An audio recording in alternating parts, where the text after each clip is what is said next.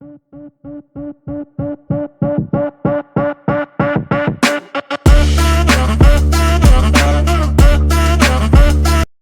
दोस्तों, आज हम देखेंगे कि JSX क्या होता है और क्यों रिएक्ट में इसका इस्तेमाल होता है। JSX एक जावास्क्रिप्ट एक्सटेंशन है जो हमें HTML के जैसे कोड लिखने के लिए अलाउ करता है और रिएक्ट एप्लीकेशंस के अंदर। तो चलिए शुरू करते हैं। JSX क्या होता है? JSX एक सिंटैक्स है जो हमें जावास्क्रिप्ट में XML, HTML के जैसे एलिमेंट्स लिखने की परमिशन देता है। इससे हम रिएक्ट कंपोनेंट्स को लिखने में आसानी होती है और कोड को पढ़ने में और समझने में भी आसानी होती है। जेएक्स के सिंटैक्स को अब पहले एक बार समझ लेते हैं। सबसे पहले हम अपने hello world.js को ओपन कर लेंगे। JSX में HTML एलिमेंट्स के लिए एंगल ब्रैकेट्स का इस्तेमाल होता है। जैसे कि अगर हमें HTML का कोई एलिमेंट लिखना है तो यहाँ पे आप देखेंगे तो हमने यहाँ पे एंगल ब्रैकेट्स यूज़ करे हुए हैं, जैसे div के अंदर या फिर h1 के अंदर या फिर p के अंदर, ठीक है। और जावास्क्रिप्ट एक्सप्रेशंस को हम कर्ली ब्रैकेट्स में लिखते हैं, जैसे कि 2+2 फॉर एग्जांपल।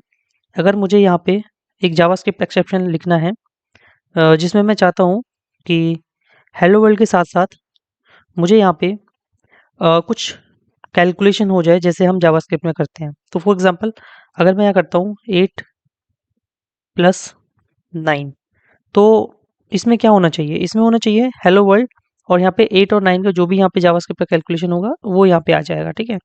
तो एक बार मैं अपने ब्राउज़र पे जाता हूँ तो आप यहाँ देखेंगे हेलो वर्ल्ड 17। तो बेसिकली ये जो कर्ली ब्रेसेस होते हैं इनके अंदर हम अपनी जावास्क्रिप्ट की एक्सप्रेशंस को एक्सिक्यूट कर सकते हैं।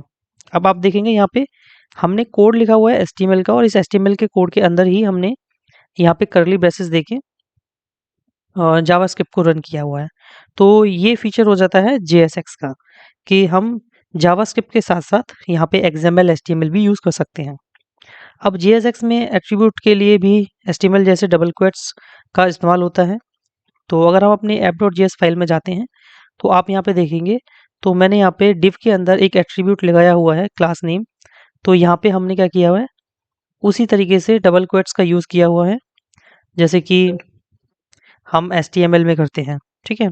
तो आप यहाँ पे देखेंगे div के अंदर मैंने क्लास नेम दिया हुआ है ऐप, यहाँ हेडर के अंदर मैंने क्लास नेम दिया हुआ है ऐप हेडर। तो ये सब क्या है? ये एट्रीब्यूट्स हैं, ये क्लासेस हैं, एट्रीब्यूट्स हैं जिनको हमने डिफाइन किया हुआ है अपनी app.js CSS के अंदर, ठीक है। तो इस तरीके से हमारा JSX में वर्क होता है।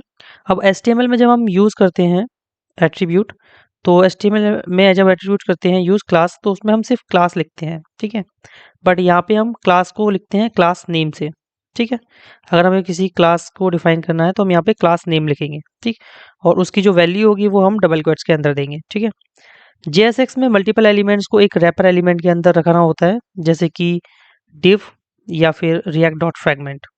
तो अगर हम एक बात करें यहाँ पे हेलो वर्ल्ड के अंदर, अगर हमें इसका सिर्फ h1 को रिटर्न करना होता तो हम डायरेक्टली रिटर्न h1 कर सकते थे। बट लेकिन अगर हमें मल्टीपल एलिमेंट्स यहाँ पे जो है लिखने हैं तो उसको हमें div के अंदर लिखना ही पड़ेगा, ठीक है। आप अगर चाहें तो आप यहाँ पे इसको हटाएंगे, ये जो हमने पैरेंथेसिस लगाए हैं इसको हटाएंगे तो क्या ये वर्क करेगा? देखते हैं। यहाँ पे हमें एक वार्निंग मिली है तो चेक कर लेते हैं। तो आप देखेंगे यहाँ पे हमें नहीं जो है वो शो हो रहा है, क्यों? क्योंकि हमने उसको रैप नहीं किया हुआ है। तो हमें क्या करना होता है, या तो हम एक सिंगल एलिमेंट रिटर्न करें या फिर हमें क्या करना होता है, इसको इस तरीके से रैप करना होता है ताकि हमारा जो भी फ्रेगमेंट है, जो भी कंपोनेंट हमने बनाया है वो हमारा कंप्लीटली सक्सेसफुली एग्जीक्यूट हो पाए, ठीक है। तो अब आप यहाँ पे देखेंगे, ठीक। अब यहाँ पे हम एक चीज़ और देख लेते हैं कर्ली ब्रेसेस से रिलेटेड, जिसमें हमने ये जैसे यहाँ पे 8+9 किया है। सिमिलर तरीके से अगर हम app.js की बात करें तो आप यहाँ पे देखेंगे हमने यहाँ पे क्लास नेम लिया हुआ है। इस हेडर के अंदर हमने यहाँ पे src में लोगो दिया हुआ है, ठीक है। अब ये जो लोगो है हमने ये इसको कहाँ से इंपोर्ट किया है?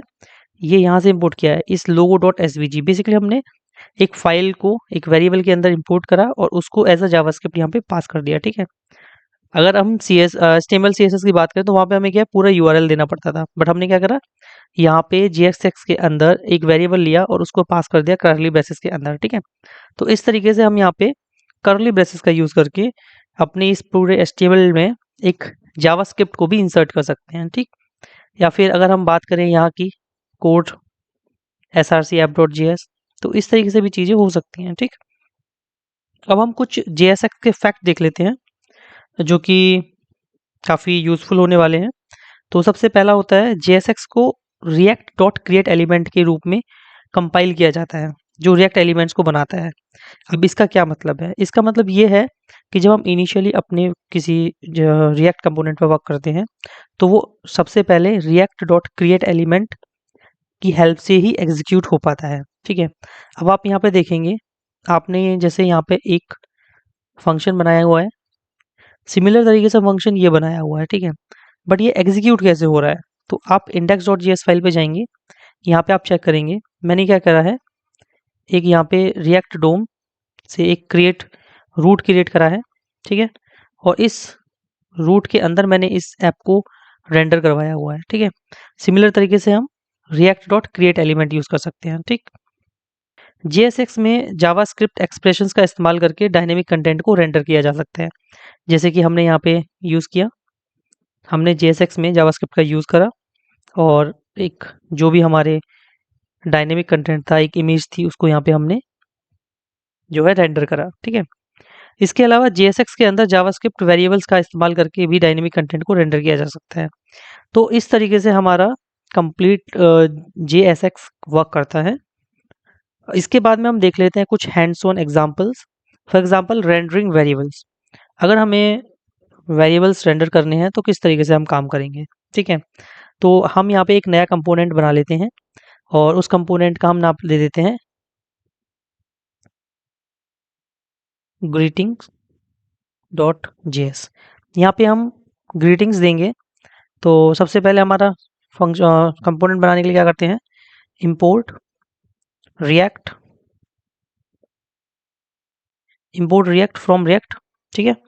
तो यहाँ पे हमने रिएक्ट को इंपोर्ट करा, उसके बाद में हमें क्या करना होता है, हमें यहाँ पे अपना कंपोनेंट बनाना होता है। सबसे पहले हम करेंगे फंक्शन ग्रीटिंग, फंक्शन ग्रीटिंग बनाया, इसके अंदर हमने एक वेरिएबल लिया, const name is equals to, मैं यहाँ पे अपना नेम ले लेता हूँ विकास कुमार, ठीक है।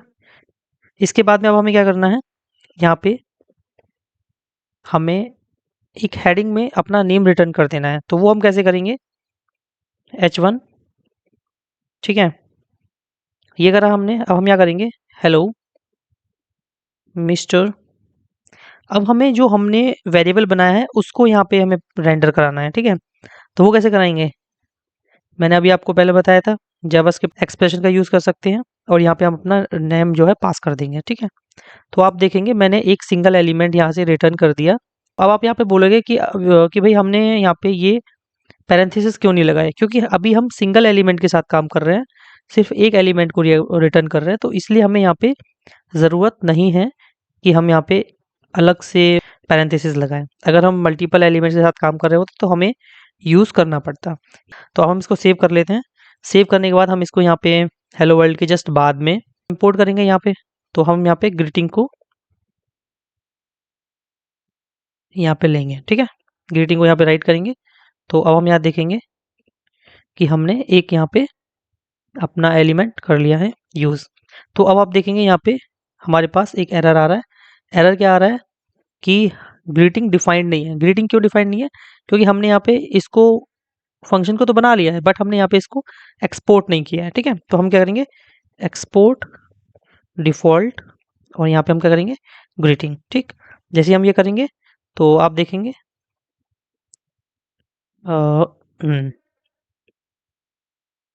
ठीक है। तो आपको क्या करना होगा, इसको प्रॉपर तरीके से इंपोर्ट करना होगा ताकि यहाँ पे इंपोर्ट हो जाए।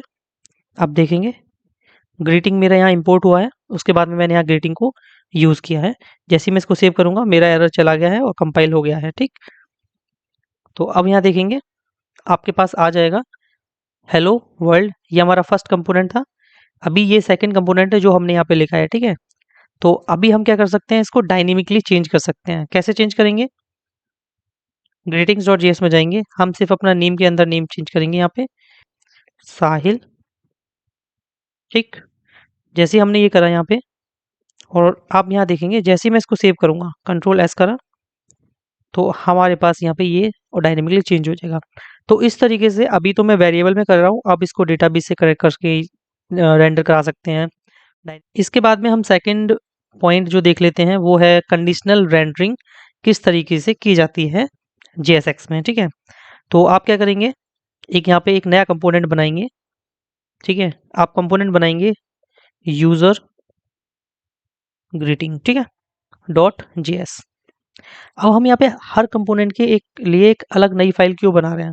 वो इसलिए क्योंकि जब भी हम इन कंपोनेंट्स को यूज़ करना चाहेंगे, जहाँ भी यूज़ करना चाहेंगे, हम यूज़ कर सकते हैं। इन कंपोनेंट्स को हम इस तरीके से राइट करते हैं कि ये हमारे इंडिपेंडेंट हो, और जहाँ पे हम इसको इस्तेमाल ज़रूरी हो, वहाँ पे हम इसको रीयूज़ कर सकें ईज़िली, ताकि हमें बार-बार उन चीज़ों का कोड ना लिखना पड़े, ठीक है। तो सबसे पहला हमारा फर्स्ट स्टेप इम्पोर्ट रिएक्ट, जो कि हमारा सेम रहता है। फिर एक फंक्शन बनाएंगे, फंक्शन में क्या करेंगे, फंक्शन यूज़र ग्रीटिंग, ठीक है। हमने एक फंक्शन बनाया, फंक्शन बनाने के बाद आप यहाँ पे क्या करेंगे, एक वेरिएबल पास कर देंगे। तो फंक्शन बनाया, एक वेरिएबल पास करा, और ये चीज़ आपको पता होगी कि फंक्शन के साथ में यहाँ पैरामीटर्स भी हो सकते हैं, ठीक है, जो हमें बताते हैं कि वैल्यू क्या रहेगी आगे, ठीक है। मतलब बेसिकली यहाँ पे इज लॉग्ड इन वाई हो सकता है, एन हो सकता है। तो इस तरीके से अब हमें क्या करना है, अपना जो है जेएसएक्स का कोड लिखना है। जेएसएक्स के कोड में हमें क्या लिखना है, हमें जेएसएक्स के कोड में एक कंडीशनल रेंडरिंग बेसिस लगानी है। तो इसमें हम किस तरीके से लगा सकते हैं, यहाँ पे हम डिव लगाएंगे। सबसे पहले एक डिव लगाया, तो यहाँ पे हम क्या चाह रहे हैं कि अगर यूज़र लॉग्ड इन है तो दिखाए कि वेलकम टू आवर वेबसाइट, और अगर यूज़र लॉग्ड इन नहीं है तो उस केस में हमें क्या दिखाएगा, please log in to website, ठीक है। तो अब हम क्या कर सकते हैं, जावास्क्रिप्ट यूज़ कर सकते हैं। जावास्क्रिप्ट यूज़ करने के लिए हम क्या करेंगे, सबसे पहले हम एक जावास्क्रिप्ट एक्सेप्शन यहाँ लिखेंगे। अब जावास्क्रिप्ट एक्सेप्शन लिखने के बाद में हम इस वेरिएबल का यूज़ करेंगे, इज लॉग्ड इन।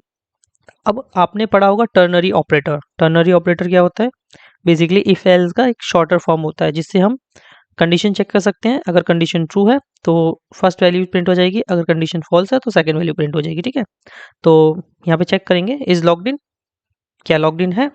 तो हम क्या करेंगे, एक एलिमेंट दे देंगे, और एलिमेंट में हम क्या देंगे, पी दे देते हैं एक पैराग्राफ। पैराग्राफ में हम क्या लिखेंगे, पैराग्राफ में हम लिखेंगे वेलकम टू रिएक्ट जेएस, ठीक। और अगर यूज़र लॉग्ड इन नहीं है, ठीक है, पहला केस हमारा ये बन गया। सेकंड केस हमारा बन सकता है, कॉलन लगाएंगे, सेकंड केस हमारा बन सकता है यूज़र लॉग्ड इन नहीं है, ठीक है। तो वहाँ भी हम पी देंगे, ठीक, please log in into website, ठीक है। इस तरीके से हम यहाँ पे लिख सकते हैं अपना conditional statement inside JSX with the help of JavaScript, ठीक। अब हम यहाँ पे इसको बंद कर देंगे, इसको एक्सपोर्ट करेंगे। एक्सपोर्ट करके हम क्या करेंगे, एक्सपोर्ट डिफ़ॉल्ट यूज़र ग्रीटिंग, ठीक है। इसको सेव करेंगे। अब फिर अपने मेन कंपोनेंट पे आएंगे। इस मेन कंपोनेंट पे हम ग्रीटिंग के बाद में क्या करेंगे, यहाँ पे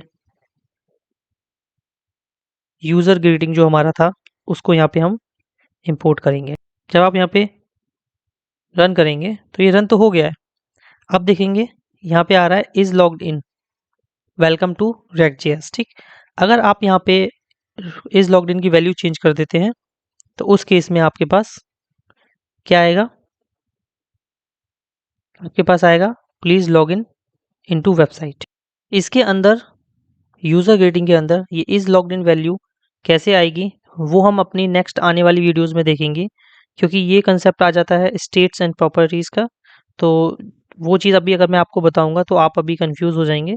तो बस आप इतना समझ लीजिए, इसकी इज़ लॉग्ड इन की वैल्यू हमारे पास आएगी जो कि ट्रू हो सकती है, फॉल्स हो सकती है।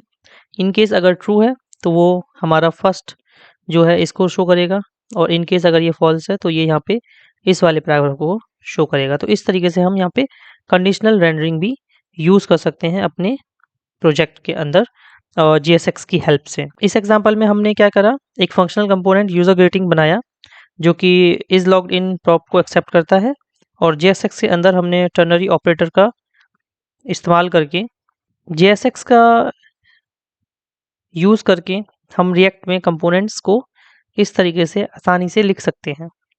तो अगर आपको इसमें कोई डाउट है या कोई क्वेश्चन है आपका मन में, तो आप मुझे पूछ सकते हैं कमेंट्स के अंदर। So I hope you like this video. Thank you so much for watching.